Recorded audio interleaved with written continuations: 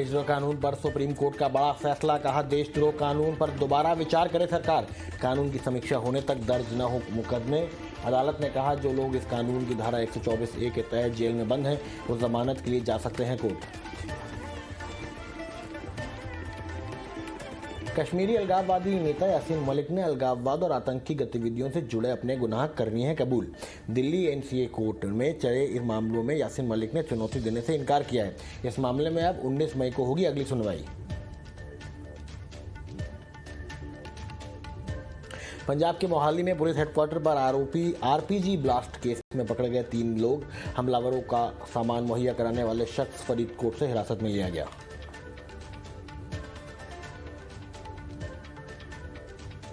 आज से 3 दिन के अरुणाचल प्रदेश के दौरे पर Lok Sabha speaker Om Birla Commonwealth petroleum association India region zone 3 के सम्मेलन का करेंगे उद्घाटन। सम्मेलन 12 मई को अरुणाचल प्रदेश विधानसभा में होगा आयोजित।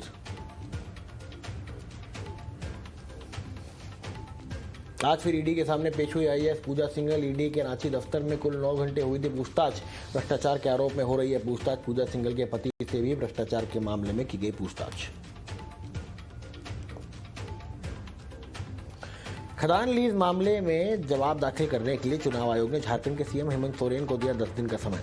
सोरेन का नोटिस को जवाब 20 मई तक देना होगा। CM सोरेन चुनाव आयोग से 4 हफ्ते का समय मांगा था उन्होंने।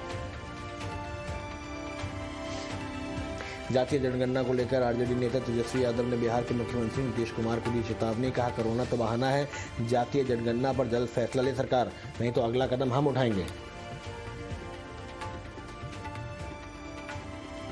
खरगोन दंगों के आरोप में हो रही गिरफ्तारियों के खिलाफ प्रदर्शन। मुस्लिम समुदाय की महिलाओं ने खरगोन के SP दफ्तर के आगे की नारेबाजी, एक तरफा कार्रवाई का लगाया आरोप।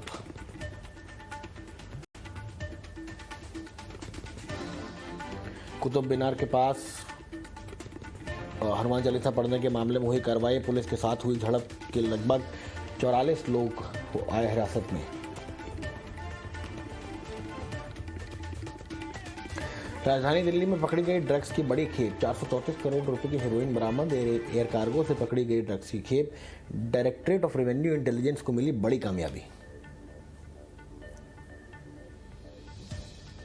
PDP नेता महबूबा मुफ्ती ने केंद्र सरकार पर कसा तंज। कहा भारत को श्रीलंका के मौजूदा हालात से लेने चाहिए सबक।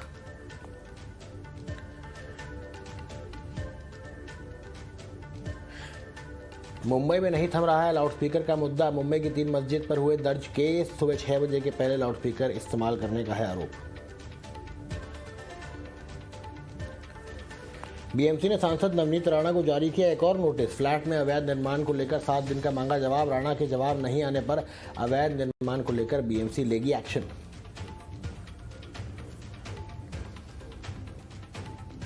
महाराष्ट्र के घाटी सरकार में फूट आई सामने। प्रदेश कांग्रेस अध्यक्ष नाना पटोले ने गठबंधन सरकार में शामिल अपने सहयोगी NCP पर साधा निशाना।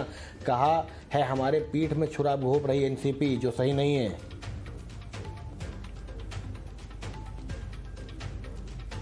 महाराष्ट्र के औरंगाबाद में भी चला बुलडोजर का प्रशासन का बुलडोजर। 50 साल में सरकारी कॉलोनी में रह रहे 350 परिवार को हटाया गया। तोड़फोड़ की कार्रवाई में इस्तेमाल हुए थे 30 बुलडोजर। तूफान आसानी का बढ़ता जा रहा है खतरा। आसानी के चलते रद्द हुई 17 फ्लाइट। चेन्नई एयरपोर्ट पर एयर ट्रैफिक पर पड़ा असर। आंध्र प्रदेश के काकीनाडा में समुद्र मोट रही हैं ऊंची लहरें। चक्रवात आसानी के कारण चल रही हैं तेज हवाएं। प्रशासन ने तटीय इलाकों के लोगों को समुद्र किनारे से दूर रहने की सलाह दी।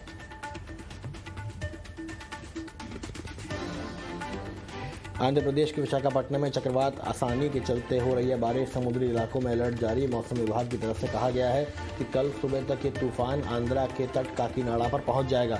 मछुआरों को समुद्र किनारे नहीं जाने की दी गई चेतावनी।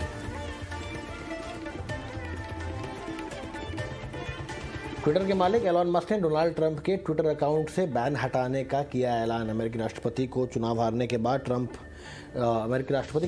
के बाद ट्रंप ने ट्विटर पर किए थे आपत्तिजनक ट्वीट्स। इसके बाद उनके अकाउंट को किया गया था सस्पेंड। अपने बड़े भाई और पूर्व पीएम नवाज शरीफ से सियासी सलाह मशवरा करने के लिए पाकिस्तान के प्रधानमंत्री शहबाज शरीफ लंदन हुए रवाना। हाल ही में इमरान खान को हटाकर पाकिस्तान के पीएम बने हैं शहबाज शरीफ।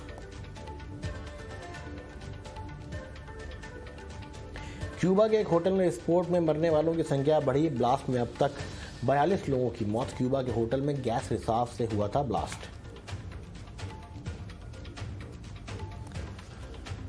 चीन की जीरो कोविड रणनीति पर डब्ल्यूएचओ का बयान। कहा, चीन की कोविड के खिलाफ रणनीति टिकाऊ नहीं। चीन में नहीं रुक रहा है कोरोना का कहर, जिसकी वजह शंघाई से लेकर बीजिंग में लगाए गए हैं कड़े प्रतिबंध। अब तक चीन के 40 शहरों में लगा लॉकडाउन।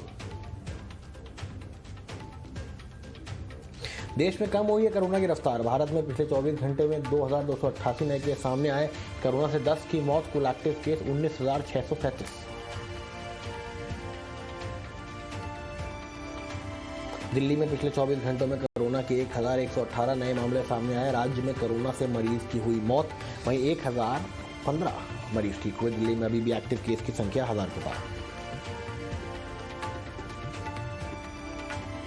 महाराष्ट्र में पिछले 24 घंटे के भीतर 223 नए मामले सामने आए हैं। कोरोना से 2 लोगों की हुई है मौत।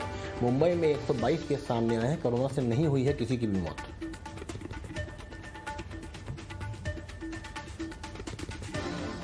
यूपी में 24 घंटे में 278 केस सामने आए। प्रदेश में 348 लोग हुए रिकवर। प्रदेश में एक्टिव केस की संख्या 1400 के पार। सबसे ज्यादा मामले गौतम बुद्ध नगर और गाजियाबाद में आ रहे हैं सामने। पश्चिम बंगाल में पिछले 24 घंटे में कोरोना के 46 नए मामले दर्ज हुए। एक दिन में कोरोना से 33 लोग ठीक भी हुए हैं। कोरोना से राज्य में नहीं हुई है किसी की भी मौत। गुजरात टाइटंस के प्लेऑफ में पहुंचने पर कप्तान हार्दिक पांड्या ने जताई खुशी। कहा, टीम ने हमेशा अपने ऊपर रखा भरोसा। 2 मैच बाकी रहते प्लेऑफ में पहुंचना एक बड़ी उपलब्धि।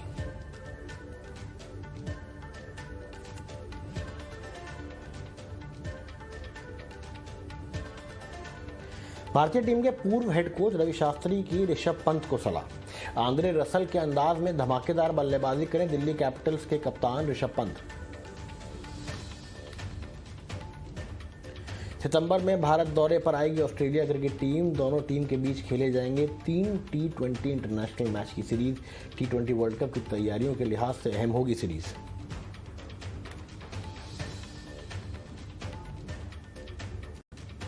कान फिल्म फेस्टिवल के रेड कार्पेट पर वॉक करेंगी दीपिका। AR रहमान, अक्षय कुमार सहित कई बॉलीवुड हस्तियां भी होंगी शामिल। 11 साल बाद बड़े पर्दे पर वापसी करेंगी अभिनेता शर्मिला टैगोर। गुलमोहर फिल्म में आएंगी नजर।